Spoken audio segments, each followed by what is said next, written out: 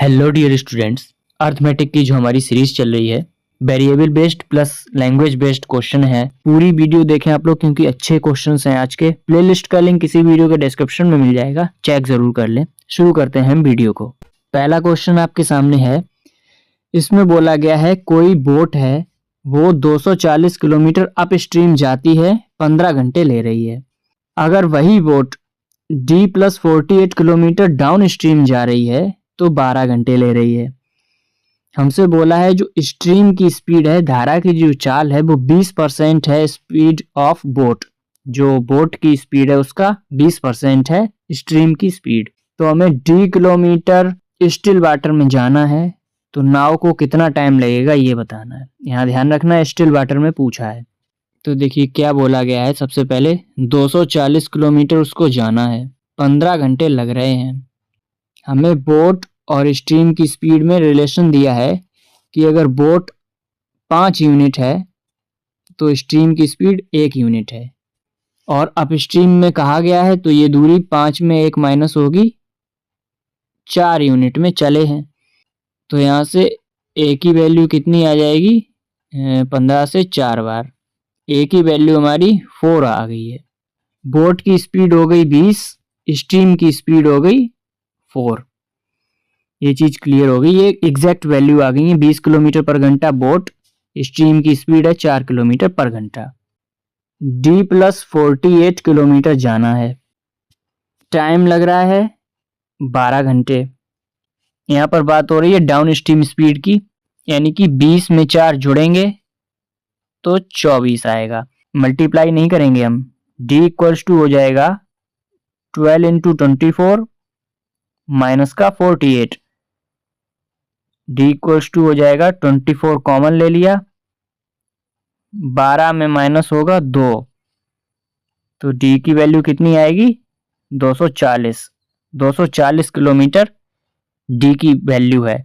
यही D की value को स्टिल वाटर में चलाना है बोट से। स्टिल वाटर में बोट की स्पीड कितनी है 20 से डिवाइड लगा दिया, तो यानी कि जो टाइम निकल कर आएगा वो निकल के आएगा 12 घंटे। इस जर्नी में 12 घंटे लगेंगे। आगे बढ़ते हैं। आगे बढ़ने से पहले इंफॉर्मेशन है एक जरूरी। ग्रामर की ये बुकलेट है जिसके अंदर ये टॉपिक दिए हुए हैं रिवीजन की फॉर्म में। लास्ट टाइम पर ये आपके लिए रामबाण सिद्ध होगी।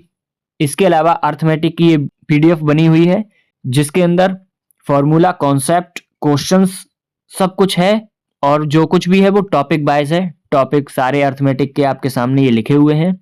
बाकी डिटेल्ड वीडियो बनी हुई है इसके बारे में कि आप इसको कैसे ले सकते हैं और क्या क्या इसमें है, तो वो वीडियो बनी है, उसका लिंक आपको इसी वीडियो के डिस्क्रिप्शन में मिल जाएगा। अमन अपने कॉलेज के लिए निकल रहा है, स्पीड है उसकी 22+4 किलोमीटर पर आवर और टाइम पर पहुंच रहा है अपने कॉलेज। अगर वो अपनी स्पीड को 22-4 किलोमीटर कर देता है तो 5 घंटे लेट पहुंच रहा है। डिस्टेंस दी हुई है घर की और कॉलेज के बीच की 240 किलोमीटर। तो हमें ये बताना है कि अगर 22+4 किलोमीटर पर घंटे की रफ्तार से वो कॉलेज जाता है तो उसको कितना टाइम लगेगा कॉलेज पहुंचने में। जब डिस्टेंस कांस्टेंट होती है तब स्पीड और टाइम का रेशियो उल्टा हो जाता है। ये कॉन्सेप्ट इसमें लगाना है। तो देखिए स्पीड और टाइम दो चीजें हैं। पहले स्पीड रहती है 22+4 की, बाद में बनती है 22-4 की। तो टाइम क्या बनेगा, पहले बनेगा 22-4, बाद में ये टाइम बनेगा 22+4। टाइम में डिफरेंस कितने का आया, देखिए 5 घंटे। 5 घंटे लेट रहा है वो। स्पीड में अंतर कितने का आएगा, स्पीड में अंतर आएगा 8 किलोमीटर पर घंटे। टोटल डिस्टेंस में कितना फर्क पड़ रहा है, 5 घंटे लेट है, 8 किलोमीटर पर घंटे की रफ्तार है, यानी कि टोटल 40 किलोमीटर उसको अंतर पड़ रहा है, 40 किलोमीटर का। अब आते हैं अपने क्वेश्चन पे। D बराबर ST, 22+4 मल्टीप्लाई 22-4 इक्वल्स टू 240 हमें दिया हुआ है। यहाँ से हमें क्या दिख रहा है, 22 स्क्वायर और बराबर हो जाएगा 240 प्लस 16। बाई की वैल्यू यहाँ से कितनी दिख रही है? 256 किसका होता है? 16 का। प्लस माइनस है लेकिन डिस्टेंस की बात हो रही है तो वो पॉजिटिव रहेगी। बाई की वैल्यू हमने निकाल ली। हमसे पूछा है टाइम कितना लगेगा बाई प्लस 4 किलोमीटर पर घंटे की रफ्तार से चला जाए। देखिए 40 किलोमीटर इसका अंतर आ रहा है, ये इतनी दूरी कम चलेगा तो 240 ना चलकर ये चलेगा 200 किलोमीटर। और बाई प्लस 4 यानी 16 और 4 20। तो टोटल इसको टाइम कितना लगेगा? 10 घंटे का टाइम इसको लगेगा कॉलेज पहुंचने में। नेक्स्ट क्वेश्चन पर हम चलते हैं। क्वेश्चन हमारा क्या है? कोई बोट है एक्स जो कि डी प्लस 60 किलोमीटर चल रही है डाउन स्ट्रीम और डी माइनस 60 किलोमीटर चल रही है अप स्ट्रीम। टोटल 80 घंटे लग रहे हैं। अगर उस बोट को अप स्ट्रीम जाने में जो स्पीड है और जो स्टिल वाटर में उसकी स्पीड है उसका रेशियो दिया है 2:7 और जो स्पीड है बोट एक्स की वो 16.66% मोर है किसी बोट बाई से जो कि 138 किलोमीटर स्टिल वाटर में चल रही है 23 घंटे में। तो हमें 2D प्लस 50 की वैल्यू बतानी है। दो चीजें दी हुई हैं, अप स्ट्रीम स्पीड और स्टिल वाटर, इनका रेशियो दिया है।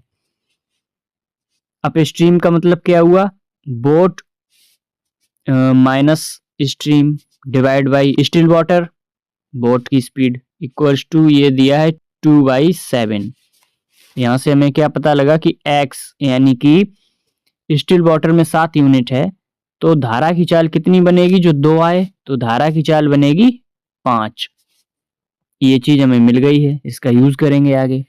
अब दिया हुआ है कि d प्लस 60 किलोमीटर जाना है, डाउन स्ट्रीम जाना है यानी कि 7 और 5 12 की स्पीड से जाना है, प्लस फिर d माइनस 60 किलोमीटर जाना है, अप स्ट्रीम जाना है तो 7 में 5 माइनस होंगे 2।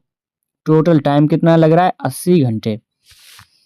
12 एलसीएम आ रहा है तो ये होगा d plus 60 plus 6d minus का 360 equals to 80 multiply 12। I hope समझ गए होंगे मैंने क्या किया है। ये हो गया 7d इक्वल्स टू ये आएगा 1260 के बराबर। तो यहाँ से d कितना निकल कर आ रहा है? d आ रहा है 180। d की वैल्यू निकल कर आ चुकी है। हमसे पूछा क्या हुआ है? 2d प्लस 50 पूछा है तो d 180 आ चुका है। 2d प्लस 50 कितना हो जाएगा? 18 दूनी 36, 360 प्लस 50 यानी 410 किलोमीटर। 2d की वैल्यू हमने निकाल दी। अब यहाँ पर देखिए लैंग्वेज का खेल है, कुछ चीजें यहाँ पर हमें एक्स्ट्रा दी हुई थी, जैसे कि ये वाली जो लाइन थी इसका कोई यूज नहीं था, इस लाइन का कोई यूज नहीं था इस क्वेश्चन में, वो सिर्फ एक्स्ट्रा थी। जब हम डी निकाल चुके हैं तो आराम से आंसर आ जाएगा। आगे बढ़ते हैं। किसी बैसल में x प्लस 80 लीटर मिल्क है और x लीटर उसके अंदर पानी है। 60 लीटर मिल्क और x बटा 2 लीटर वाटर ऐड किया जा रहा है मिक्सचर में। तो क्वांटिटी जो मिक्सचर की बन रही है उसमें मिल्क 25% ज़्यादा है वाटर से। तो इनिशियल क्वांटिटी बतानी है मिक्सचर में कितनी, मतलब मिक्सचर की इनिशियल क्वांटिटी कितनी थी। देखिए बात हो रही है मिल्क और वाटर की। बोला गया है x प्लस 80 लीटर मिल्क रहा था उसमें पहले स्टार्टिंग में और x लीटर वाटर रहा था। अब बोला गया है कि इसमें 60 लीटर हमने मिल्क और मिला दिया, वाटर मिलाया है x बटा 2 वाटर मिलाया है। तो जो नई क्वांटिटी बनी है उसमें मिल्क 25% ज़्यादा है। 25% का मतलब क्या होता है? 1/4, यानी कि 4 पर कोई चीज़ 1 ज़्यादा है। मिल्क बन गया 5 रेशियो, वाटर बन गया 4 रेशियो।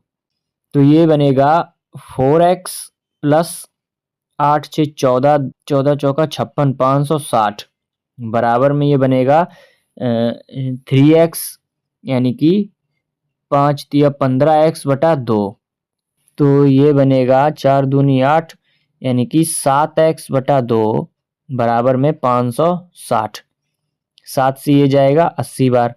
x की वैल्यू हमें यहाँ से दिख रही है 160। x की वैल्यू अगर 160 आई है तो हमसे पूछा क्या है? इनिशियल क्वांटिटी पूछी है मिक्सचर में कितनी है।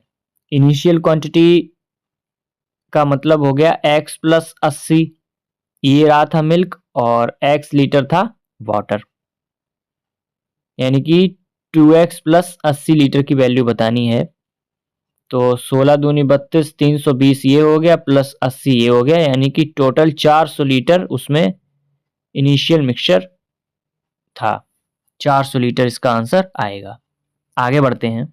नेक्स्ट क्वेश्चन, कोई कार ए है जो कि d किलोमीटर की दूरी 80 किलोमीटर पर घंटे की रफ्तार से t प्लस 3 घंटे में तय करती है।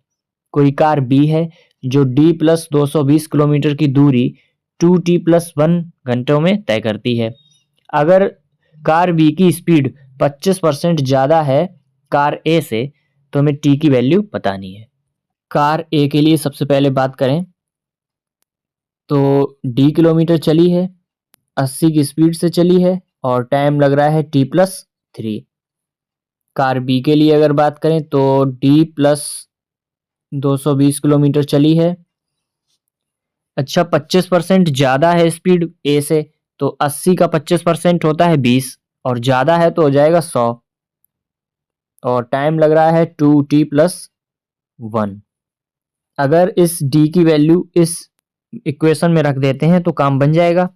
तो रखते हैं हम, तो 80t प्लस 3 प्लस का 220 बराबर में 100 2t प्लस 1, ये आएगा 80t प्लस 240 प्लस 220 बराबर में 200t प्लस का 100।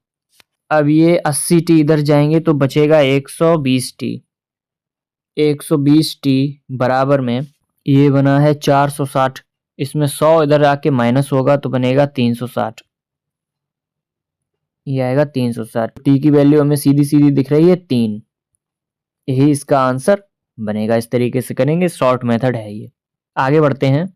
नेक्स्ट क्वेश्चन आपके सामने है, शॉपकीपर है कोई, फर्स्ट आर्टिकल को 20% प्रॉफिट पर बेच रहा है और सीपी उस आर्टिकल का है 3600 रुपए। अगर उसने x% का प्रॉफिट कमाया है दूसरे आर्टिकल पर जिसकी सीपी 3000 रुपए है, ओवरऑल जो प्रॉफिट हो रहा है बेचने पर वो 25% का हो रहा है, तो हमें x की वैल्यू बतानी है। कुछ कुछ वाइब्स आ रही होगी यहाँ एलिगेशन की। पहला आर्टिकल, दूसरा आर्टिकल, पहले आर्टिकल पर क्या हुआ, 20% का प्रॉफिट हुआ है, ओवरऑल 25% का प्रॉफिट हुआ है। दूसरे में हमें पता नहीं है, ये बोला गया है x% का प्रॉफिट हो रहा है, तो यहाँ डिफरेंस आ रहा है ये 5 का, यहाँ डिफरेंस आएगा x माइनस 25% का।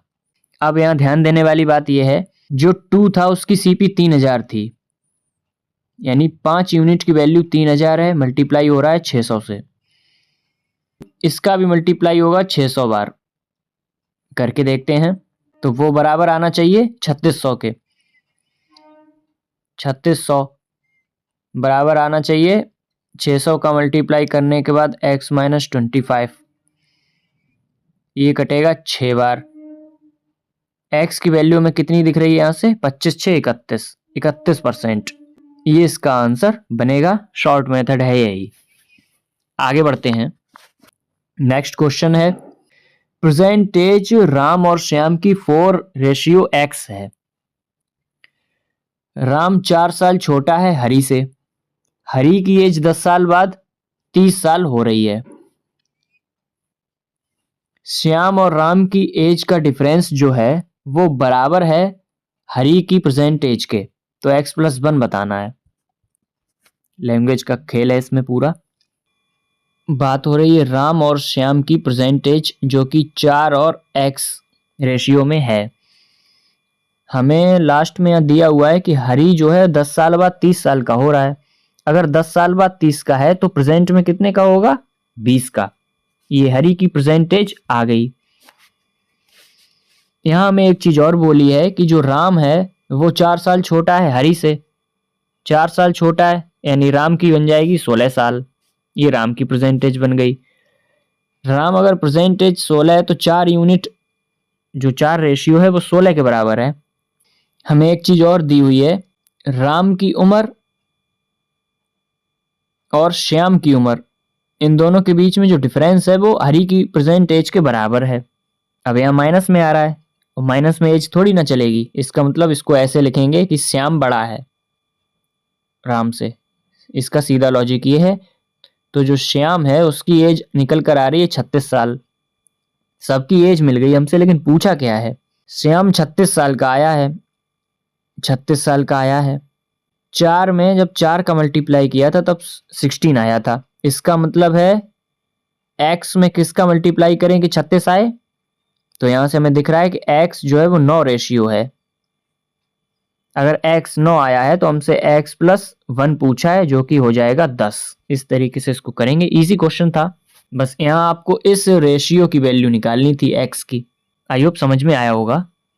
आई होप पसंद आई होगी वीडियो आपको। सारे लिंक इसी वीडियो के डिस्क्रिप्शन में हैं, तो डिस्क्रिप्शन जरूर चेक करें। चैनल के साथ बने रहें, ध्यान रखें अपना, पढ़ाई करते रहें। बाय।